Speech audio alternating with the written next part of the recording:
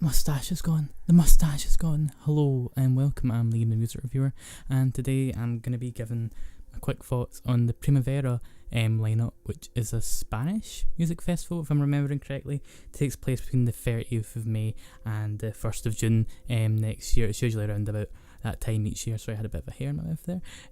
Also, apologies for any noise because I've got people over watching the football, so apologies. But I'm just going to go for this day by day. Hopefully I'm on screen just now with the lineup somewhere that you can also see it along with me. But anyway, yeah, let's look at the first day here.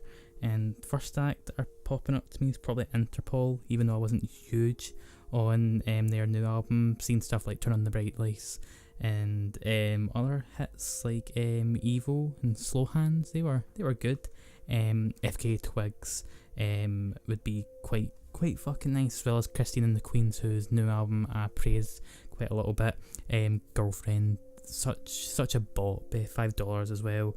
Then we got into the next line, Courtney Barnett, Charlie XCX. Oh, like bear in mind, for the price, like the price to just go for this for the weekend is about £160.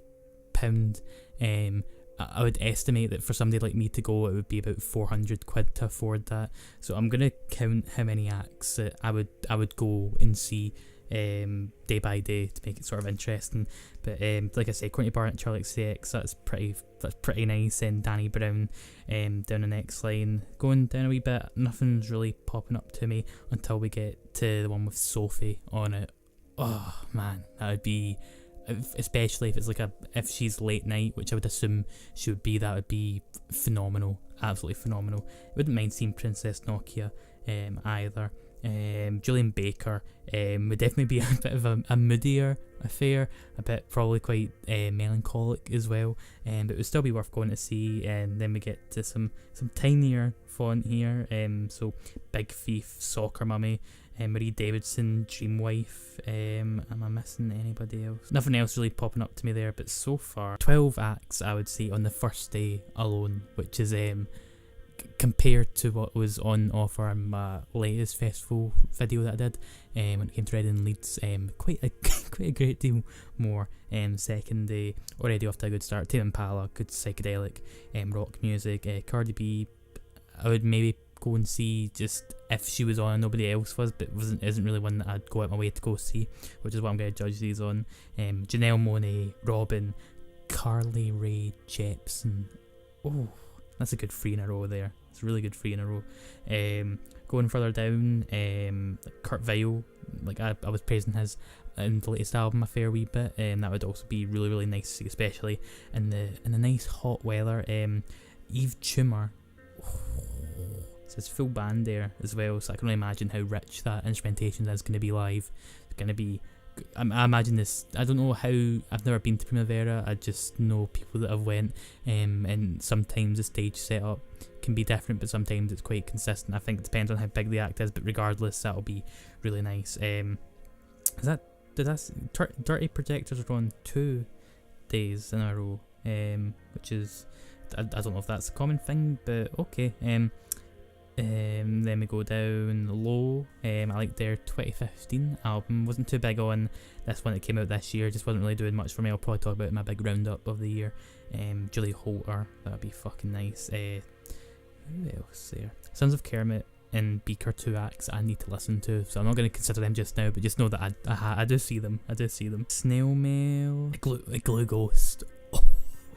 This is such a me lineup so far. I'm quite chuffed with it. I'm actually gutted that I'm not going. Everyone chip in £1. If every subscriber chips in £1, I will go to Primavera. Okay, that's about it for the second day. So again, it's probably going to cut again because I'm going to have to count all these. About 11 that I'll go see. I also spotted Lucy Dacus, or Lucy Dacus. I can't remember to mention, even though I reviewed the Boy Genius thing.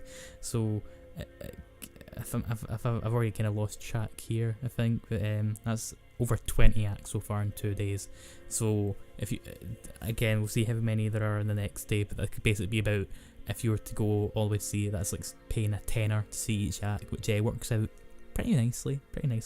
So on the 1st of June, we're going to have Solange, which has been really nice. Rosalia, whose latest album as well was really, the flair to it was really tantalising. It was quite fun. James Blake is someone that I like. I think I would like to see live. I think the only reason I didn't see him whenever he supported Kendrick on his latest tour was just because he was really ill suited to it and just I wasn't in the right mind frame for it, if I'm being perfectly honest. Kelly Uchis, Jarvis Cocker, Primal Scream, Pusha T. Oh man, seeing anything from Daytona or Numbers on the Board. My Name Is that the album that's from? I can't remember for sure, but like, so that'd be really good. Cupcake. Is there anything else? Frank Hart and the Rattlesnakes I heard are pretty good live. I don't know, I've not really listened to enough of their stuff to know if I would like go to a festival with the intent on going to see them, but that would maybe be nice for some folk. And then I'm going to look in the tiny bit.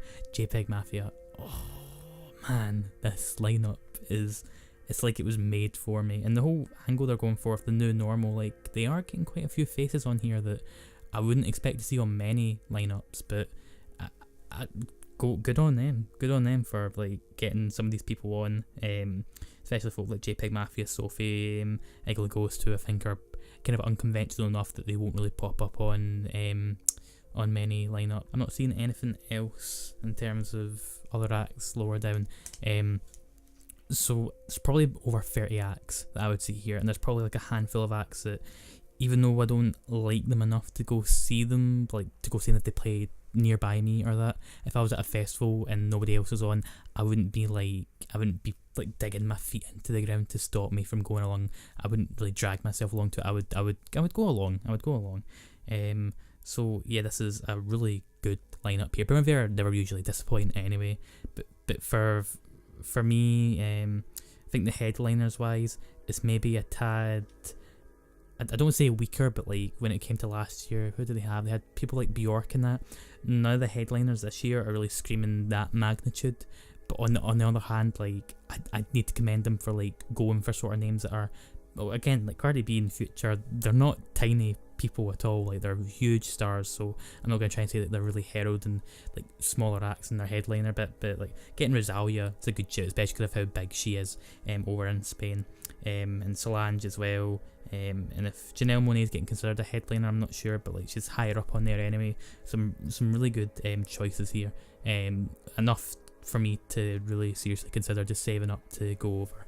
But yeah, that's good. But if you guys have seen this lineup, just let me know what you're making of it. Simple as that. I think it's definitely the best one that I've seen so far. It'll be super interesting to see what happens whenever Glastonbury like properly announced because they've only announced Stormzy as far as I can remember. But once that one comes up for full, I'll do another video like this. Hopefully you guys are liking these sort of more informal videos. Thank you for watching though. Hopefully you're enjoying the Christmas Crackers series. And yeah, I'll speak to you guys very soon. Stay safe, stay hydrated.